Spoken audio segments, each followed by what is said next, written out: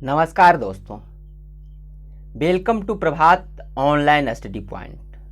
दोस्तों, आज के क्लास में झारखंड की विभिन्न नीतियों से संबंधित पांचवा सेट दिया जा रहा है, जो जेपीएससी सहित झारखंड के सभी एग्जाम के लिए अति महत्वपूर्ण है।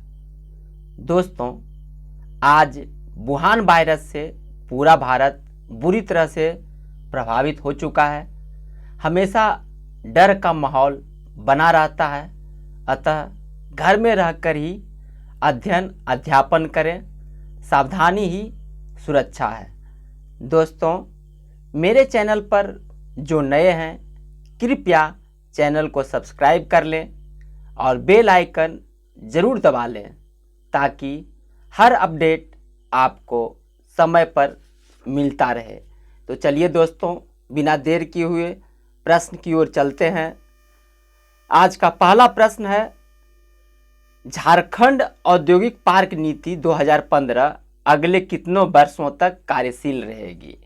देखिए, औद्योगिक पार्क नीति 2015 ये 5 वर्षों के लिए 5 वर्षों तक कार्यशील रहेगी, अर्थात 2020 तक ये कार्यशील था।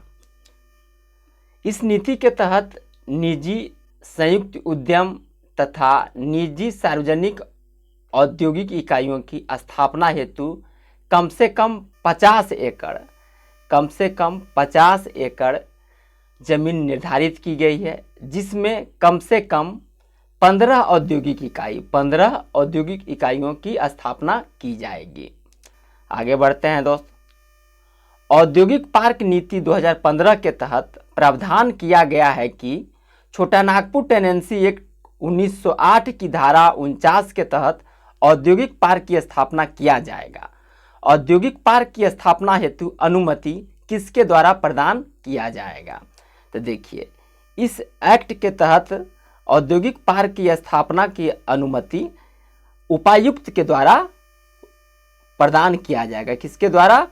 उपायुक्त के द्वारा, अर्थात डीसी के द्वारा प्रदान किया जाएगा। लेकिन उद्योग मंत्री के अनुमोदन के बाद ही राज्य में निजी औद्योगिक पार्क की स्थापना की जाएगी।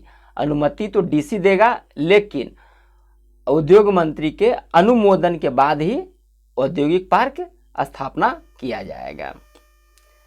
निजी क्षेत्र अथवा संयुक्त उद्यम में विशिष्ट औद्योगिक पार्क की स्थापना हेतु कम से कम कितना एकड़ भूमि होना अनिवार्य है? तो देखिए, इसमें से कम 10 एकड़ भूमि होना अनिवार्य है, जिसमें कम से कम 5 औद्योगिक इकाइयों की स्थापना किया जाना अनिवार्य है। आगे बढ़ते हैं दोस्त। निजी क्षेत्र में औद्योगिक पार्क की स्थापना हेतु भूमि की उपलब्धता स्वयं निजी क्षेत्र द्वारा की जाएगी, परंतु यदि सरकार के पास भूमि उपलब्ध है तो सरकार द्वारा औद्योगिक पार्क हेतु निर्धारित कुल भूमि का अधिकतम कितना प्रतिशत आवंटित किया जा सकता है? तो देखिए, कितना प्रतिशत आवंटित किया जा सकता है? तो ये 30%। कितना प्रतिशत? तो 30% भूमि आवंटित किया जा सकता है। कुल भूमि का 30% आवंटित किया जा सकता है। भूमि का आवंटन कम से कम 30 वर्षों के लिए किया जाएगा। 30% किया जाएगा और 30 वर्षों के लिए, कितने वर्षों के लिए? तो 30 वर्षों के लिए किया जाएगा। राज्य में विकसित निजी औद्योगिक पार्कों में आवंटित भूमि का कम से कम कितना प्रतिशत भाग सूक्ष्म, लघु एवं मध्यम उद्योगों के लिए आरक्षित रहेगा? तो देखिए, ये सूक्ष्म, लघु एवं मध्यम उद्योगों के लिए 40% भाग आवंटित रहेगा। जितना भी भूमि आवंटन किया गया है उसका 40% भाग सूक्ष्म, लघु एवं मध्यम उद्योगों के लिए आरक्षित रहेगा। निजी औद्योगिक पार्कों के अनुमोदन के कितने वर्ष के अंदर काम पूरा होना होगा, अन्यथा राज्य सरकार निजी औद्योगिक पार्कों का अधिग्रहण कर लेगी? तो देखिए, ये 3 वर्षों के अंदर, ये भूमि आवंटन के बाद 3 वर्षों के अंदर इस पर कार्य होना पूरा होना जरूरी है, अन्यथा राज्य सरकार इसका अधिग्रहण कर लेगी। झारखंड निर्यात नीति 2015 को कब लागू किया गया? झारखंड निर्यात नीति 2015 को कब लागू किया गया? तो देखिए ये लागू हुआ है 25 अगस्त 2015 को। कब? 25 अगस्त 2015 को। झारखंड निर्यात नीति 2015 का लक्ष्य अखिल भारतीय निर्यात में झारखंड को 2020 तक 2% के अनुमान तक पहुंचाना। निर्यात में झारखंड का स्थान पूरे भारत में के कुल 2% में पहुंचाना है। कितना में? तो 2% में पहुंचाना है। झारखंड निर्यात नीति के तहत किस शहर में वर्ल्ड ट्रेड सेंटर की सुविधा का निर्माण किया जाएगा? तो देखिए ये किया जाएगा रांची में। कहाँ? तो रांची में किया जाना है। कहाँ किया जाना है? तो रांची में। आगे बढ़ते हैं। झारखंड निर्यात संवर्धन बोर्ड की अध्यक्षता कौन करता है? झारखंड निर्यात संवर्धन बोर्ड की अध्यक्षता कौन करता है? तो इसके अध्यक्ष होते हैं मुख्यमंत्री। कौन होते हैं? तो मुख्यमंत्री इसके अध्यक्ष होते हैं। क्षेत्रीय स्तर पर निर्यात को बढ़ावा देने के लिए निर्यात संवर्धन समिति का गठन किया गया है, जिसका अध्यक्ष कौन होता है? तो क्षेत्रीय स्तर पर निर्यात संवर्धन समिति का अध्यक्ष कौन होता है? देखिए इसका अध्यक्ष होता है प्रमंडलीय आयुक्त। कौन? प्रमंडलीय आयुक्त। आगे देखते हैं। राज्य से गुजरने वाले अमृतसर कोलकाता औद्योगिक गलियारा पर कहाँ इनलैंड कंटेनर डिपो की स्थापना की गई है? तो कहाँ की गई है? तो देखिए ये इनलैंड कंटेनर डिपो की स्थापना बरही में किया गया। कहाँ? बरही में किया गया है। और इस पर किस पर? तो कोलकाता, अमृतसर कोलकाता औद्योगिक गलियारा पर बरही में किया गया है। निर्यात को बढ़ावा देने के लिए किस जिले में एग्जीबिशन एंड कन्वेंशन सेंटर की स्थापना प्रस्तावित है? तो ये देखिए ये प्रस्तावित है कहाँ? तो ये प्रस्तावित है देवघर में। देवघर में प्रस्तावित है एग्जीबिशन एंड कन्वेंशन सेंटर। आगे देखते हैं। राज्य में कब झारखंड फिल्म नीति को लागू किया गया?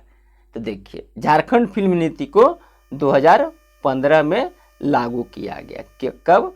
तो 2015 में लागू किया गया। झारखंड स्टार्टअप नीति कब लागू की गई? झारखंड स्टार्टअप नीति कब लागू किया गया? तो देखिए झारखंड स्टार्टअप नीति 2016 में लागू किया गया। कब लागू किया? 2016 में लागू किया।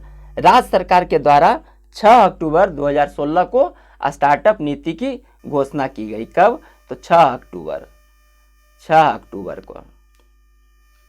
झारखंड स्टार्टअप नीति 2016 के तहत राज्य में इंक्यूबेशन सेंटर खोलने की सूचना के लिए झारखंड स्टार्टअप नीति 2016 के तहत राज्य में इंक्यूबेशन सेंटर खोलने के लिए सूचना प्रौद्योगिकी विभाग के लिए कितने फंड का प्रावधान किया गया है? तो देखिए कितने फंड का प्रावधान किया गया है? तो इसके तहत 250 करोड़। कितना? तो 250 करोड़ का प्रावधान किया गया। कितना का प्रावधान किया गया है? 250 करोड़ के तहत प्रावधान किया गया है, जिसके तहत 2021 तक स्टार्टअप के क्षेत्र में झारखंड को अग्रणी राज्यों में शामिल करना है। झारखंड सरकार द्वारा कब झारखंड आईटी और झारखंड आईटीएस नीति बनाई गई? तो देखिए ये बनाई गई 2016 में। कब बनाई गई? तो 2016 में। झारखंड आईटी माने इंफॉर्मेशन टेक्नोलॉजी और आईटीईएस का अर्थ होता है सूचना प्रौद्योगिकी सक्षम सेवाएं या इंफॉर्मेशन टेक्नोलॉजी इनेबल सर्विस। क्या? तो इंफॉर्मेशन टेक्नोलॉजी इनेबल सर्विस। राज्य सरकार ने निर्णय लिया है कि कितना रुपये से ज़्यादा कोई भी सरकारी क्रय ई प्रोक्यूरमेंट प्लेटफॉर्म पोर्टल के तहत ही किया जाएगा।